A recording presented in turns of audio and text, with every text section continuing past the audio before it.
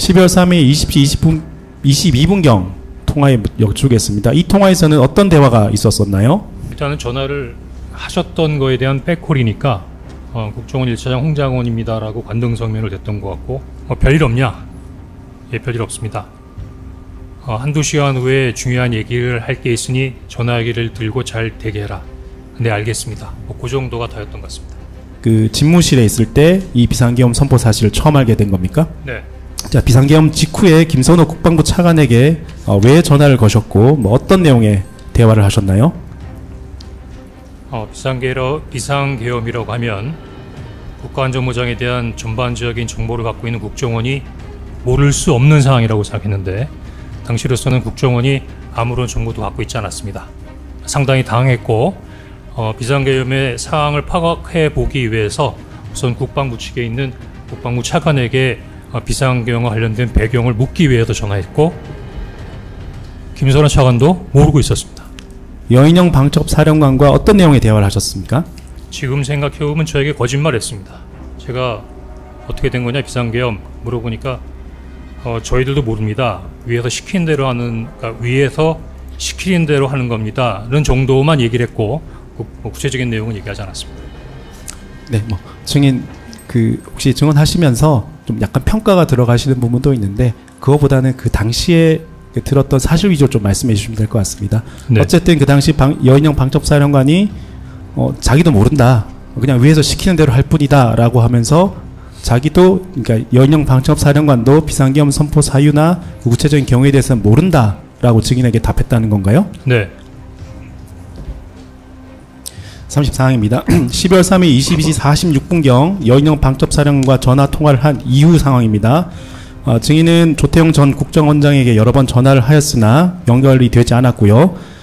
그래서 조태용 원장이 국정원장 공관에 자고 있을 수도 있다고 생각해서 차를 이용해서 국정원 본관과 약 5분 거리에 있는 국정원장 공관으로 이동하셨으나 조태용 원장이 부재 중이어서 만나지는 못하셨죠. 10시 46분에 여인영 사령관과 통화가 끝난 이후에 보안폰이기 때문에 통화 내역이 확보가 되지 않았지만 당시 북한 담당하는 2차장하고 과학기술을 담당하는 3차장에도 전화해서 비상계엄의 배경이나 혹시 아는 정보가 있는지를 확인했었습니다. 예, 지금 조금이라도 쉬셨는지 모르겠네요. 차분하게 답변 잘하고 계시니까 기억나시는 대로 말씀하시면 됩니다. 너무 부담 같은 거 가지실 필요 없습니다. 예, 서 검사님 어떻게 계속 진행할까요? 22번서부터. 네. 증인 계속 여쭙겠습니다. 22항 전에 하나 여쭤볼게요. 앞서 이제 쉬시기 전에 메모 촬영 사진을 보셨잖아요. 혹시 그 메모 촬영 사진 보시면서 혹시 사후적으로 조금 위조나 변작이 되었다는 것으로 보이셨나요? 아니면 증인이 작성하신 메모가 그대로 촬영된 것으로 확인하셨나요?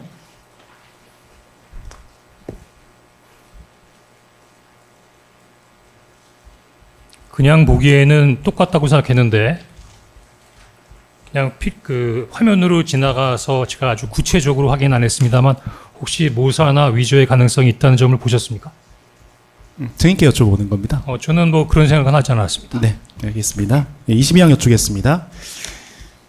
증인께서는 2024년 12월 3일 비상계엄 당시 국가정보원, 국정원이라고 약칭하겠습니다.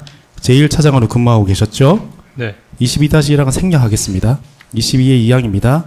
이 사건 비상계엄 당시 증인의 직속 상관으로는 조태용 전 국정원장이셨죠? 네. 자, 증인은 국정원 1차장으로 근무하실 당시 윤석열 전 대통령에게 업무적으로 독대해서 보고한 적은 없으시죠? 없습니다. 대통령을 업무적으로 만난 것은 국정원장 업무 보고 시 4회 배석한 것, 그 다음에 국정원 1차장 취임 축하 저녁 1회, 대통령실 안보실과 북한 관련 전문가 그룹 저녁 식사 1회, 이 정도가 전부인 건가요? 그 저녁 식사한 것도 회의가 끝난 다음에 저녁을 한 거기 때문에 다 합쳐서 한 4회 정도 되는 것 같습니다. 네. 그 외에 윤석열 전 대통령과 개인적으로 만나거나 연락한 적은 없으시죠? 예, 없습니다. 24항은 조금 바꿔서 여쭈겠습니다. 증인은 김용현 전 국방부 장관, 박안수 전 육군참모총장, 곽종군 전 육군특수전사령관, 특전사령관이라고 약칭하겠습니다. 이진우 전 수도방위사령관, 이하 수방사령관이라고 약칭하겠습니다. 이분들, 그러니까 김용현, 박안수, 곽종근, 이진우와는 업무적으로 특별한 뭐 관련 없으셨던 거죠? 김영현 국방장관이 경호처장 시에 제가 해외를 담당하는 1차장이기 때문에 대통령의 해외 행사 지원을 위해서 경호처하고는 업무 협조가 있었습니다.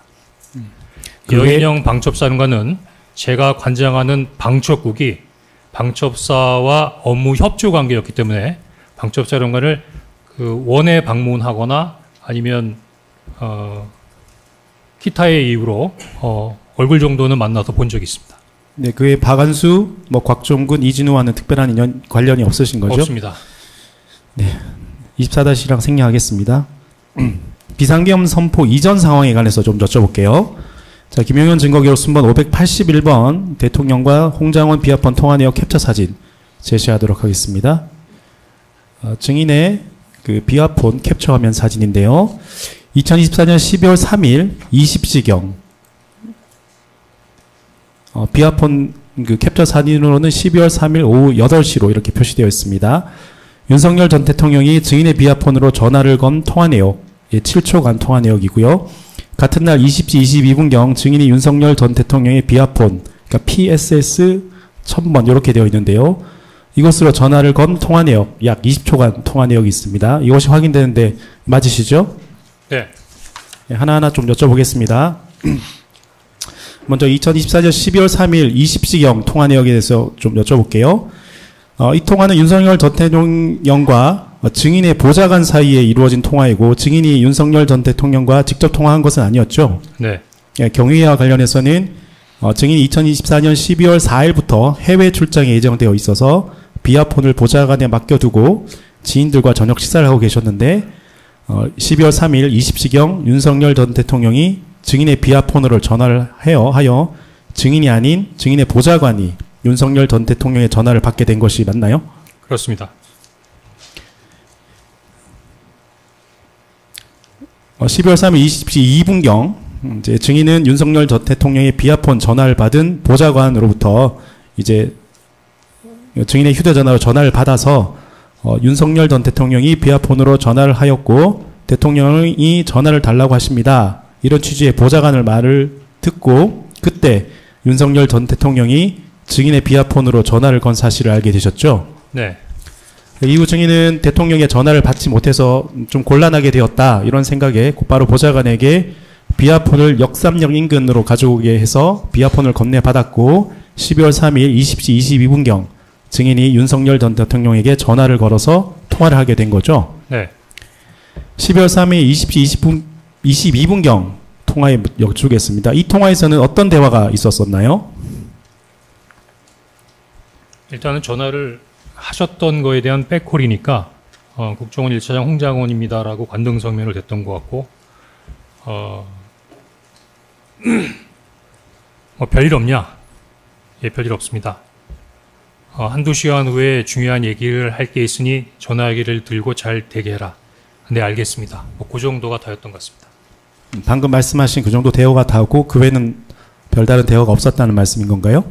그렇습니다. 그러면 이 당시 20시 22분경 통화에서는 뭐 비상계엄이나 비상계엄 시 뭐 국정원이 어떤 임무를 해야 될지 이런 언급은 없었다는 거네요. 제가 말씀드렸던 게 답니다. 네. 26항입니다. 2024년 12월 3일 이날 통화 이전에 윤석열 전 대통령과 비아폰으로 통화하신 적은 있나요? 처음입니다. 예, 27항은 예, 답이 나왔기 때문에 생략하겠습니다. 자, 28항 묻겠습니다. 증인은 이제 윤석열 전 대통령으로부터 이제 이 통화에서 뭐 한두 시간 후에 중요하게 할 이야기가 있으니 뭐 전화기 잘 두고 대기하라. 이런 취지의 얘기를 들었다고 했는데 그 얘기를 듣고 어떤 조치를 취하셨습니까? 그 다음 어떤 행동을 하셨어요? 바로 본부로 복귀했습니다. 청사에 있는 사무실로 복귀했습니다. 29항입니다. 2024년 12월 3일 22시 27분경 이때는 증인이 그 국정원 집무실에 있을 때가 맞나요? 언제요? 12월 3일 22시 27분경입니다. 10시 27분. 예, 그때는 사무실에 있었을 겁니다. 예, 그때가 이제 윤석열 전 대통령이 대국민 담화를 통해서 비상계엄을 선포할 때였는데요. 네. 그때 증인은 그 집무실에 있을 때 이 비상계엄 선포 사실을 처음 알게 된 겁니까? 네. TV 언론 통해서 확인하셨어요? 그렇습니다. 이제 비상계엄 선포 이후 상황에 대해서 좀 여쭈겠습니다. 30항입니다. 김용현 증거기록 순번 581번입니다. 증인의 휴대전화 통화 내역 캡처 사진입니다. 개인적인 통화 부분은 좀 지웠고요. 증인의 이 사건 비상계엄 선포 이후인 2024년 12월 3일 22시 33분경 이제 캡처 사진으로는 오후 10시 33분으로 표시되는데요. 당시 국방부 차관이시던 김선호에게 전화를 걸어서 통화한 사실이 있죠. 네. 자, 비상계엄 직후에 김선호 국방부 차관에게 왜 전화를 거셨고 뭐 어떤 내용의 대화를 하셨나요? 비상계엄이라고 하면 국가안전보장에 대한 전반적인 정보를 갖고 있는 국정원이 모를 수 없는 상황이라고 생각했는데 당시로서는 국정원이 아무런 정보도 갖고 있지 않았습니다. 상당히 당황했고 비상계엄의 상황을 파악해 보기 위해서 우선 국방부 측에 있는 국방부 차관에게 비상계엄과 관련된 배경을 묻기 위해서 전화했고 김선호 차관도 모르고 있었습니다. 그럼 증인께서는 어쨌든 비상계엄이 선포되려면 뭐 법령 헌법과 계엄법에 따르면 뭐 전지사변 또는 이에 준하는 국가 비상 상태가 있어야지 비상계엄이 선포되는데 그것을 이제 가장 잘 파악할 수 있는 국정원조차 비상계엄 선포 사유를 정확하게 알지 못해서 그 사유를 알기 위해서 국방부 차관이던 김선호에게 전화해서 상황을 물어봤는데 국방부 차관조차 비상계엄 선포의 구체적인 이유에 대해서 모르고 있었다. 이 말씀인 건가요? 네. 추가해서 묻겠습니다. 김선호 국방부 차관 뭐 어떤 관계이시길래? 사관학교 동기입니다. 네. 사관학교 동기여서 좀 편하게 연락하실 수 있는 사이여서 국방부 차관 김선호에게 좀 상황을 확인하기 위해서 전화하셨던 거네요. 네. 31항입니다. 김용현 증거기록 순번 581번 홍장원 여인영 일반 휴대전화 통화 내역 캡처 사진입니다. 증인은 이 사건 비상계엄 선포 이후인 2024년 12월 3일 22시 45분경, 그러니까 오후 10시 45분입니다.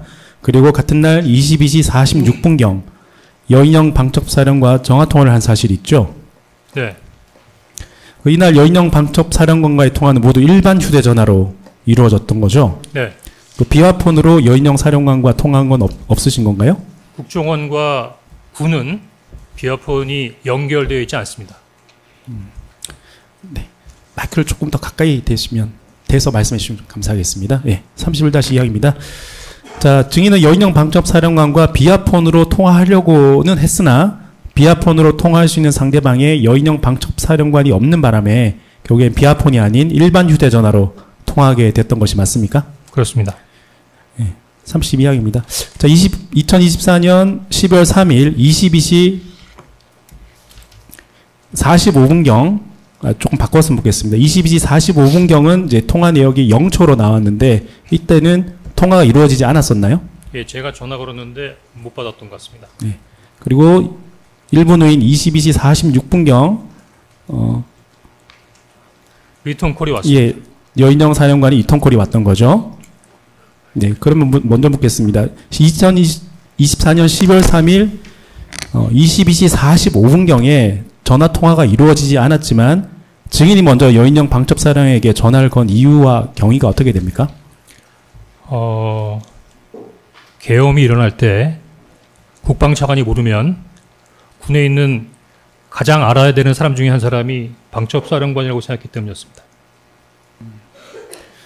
32의 1항은 생략하고 추가해서 묻겠습니다. 그렇다면 어쨌든 2024년 12월 3일 22시 45, 6분 이때까지 증인도 비상계엄의 구체적인 이유를 몰랐고 첫 번째 확인했던 국방부 차관 김선호 차관도 몰랐고 그렇기 때문에 그 다음에 비상계엄 선포 사유를 가장 잘 알 것이라고 생각한 여인영 방첩사령관에 전화해서 비상계엄이 왜 선포되었는지 그 경위에 대해서 확인하기 위해서 여인영 방첩사령관에게 먼저 전화를 건 겁니까? 네. 33항입니다.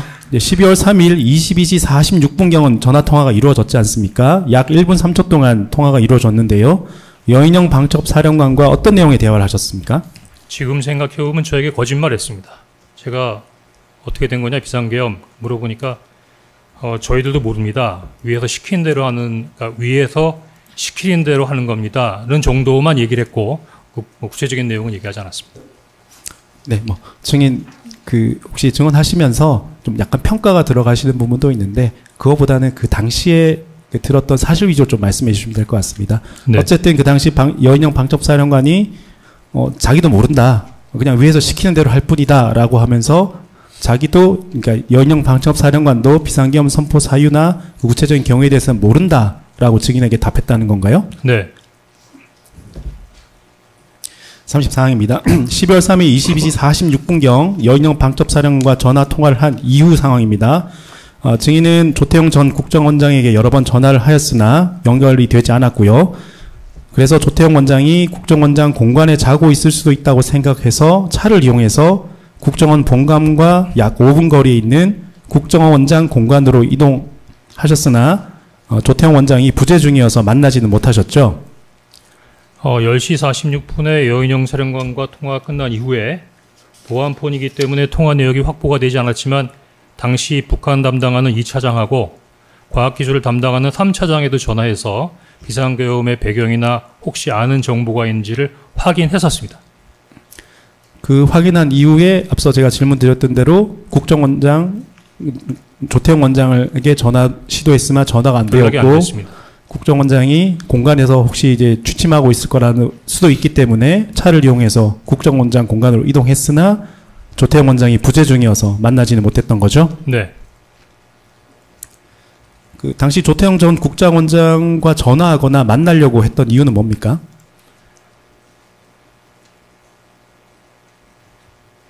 조직에서 어떤 사항이 벌어지면 직속 상관에게 사항 보고를 하는 건 기본인데 더구나 비상계엄 같은 사항이 발생했으면 어떻게 대응해야 되는지의 지침이나 또 제 입장에서는 보고가 필요하다고 봤고 제가 국방차관이나 방첩사령관이나 2, 3차장에게 연락했던 부분도 그냥 TV에서 나오는 것처럼 그냥 비상계엄이 선포되었습니다 라기보다는 비상계엄이 선포가 됐는데 어느 정도의 사항을 파악한 상태에서 제 지휘관에게 보고하기 위해서 사항을 파악했던 것이고 그래서 조태용 원장에게 보고하기 위한 연락을 계속했던 겁니다. 저희 1차장으로서 업무상 비상계엄이 선포된 상황에서 업무상 당연히 보고하기 위해서 이제 기관의 수장인 국정원장을 찾았다 이 말씀인 거죠? 네.